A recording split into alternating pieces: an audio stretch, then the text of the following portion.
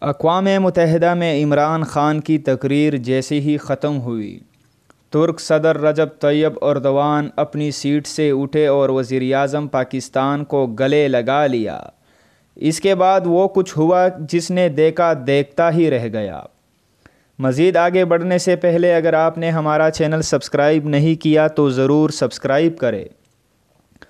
گزشتہ روز اقوام متحدہ کی جنرل اسمبلی کے اجلاس میں وزیراعظم عمران خان نے زبردست خطاب کیا جس نے مسلم امہ بالخصوص کشمیریوں کے دل مو لیے۔ عمران خان نے اقوام متحدہ کے اجلاس میں کشمیریوں کا مقدمہ جیسے پیش کیا، ایسی مثال تاریخ میں کہیں نہیں ملتی۔ یہی نہیں، وزیراعظم عمران خان نے اسلام فوبیا پر بھی بات کی اور دنیا کو یہ باور کروایا کہ اسلام پر پرامن دین ہے۔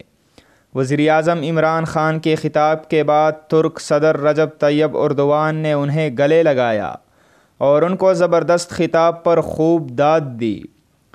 ترک صدر کی جانب سے وزیراعظم عمران خان کو گلے لگانے کے مناظر کیمرے کی آنکھ میں محفوظ ہو گئے، جس نے امت مسلمہ کے دل جیت لیے۔ یہ ویڈیو سوشل میڈیا پر تیزی سے وائرل ہو رہی ہیں اور جرأت مندانہ تقریر پر عمران خان کی تعریف کی جا رہی ہے۔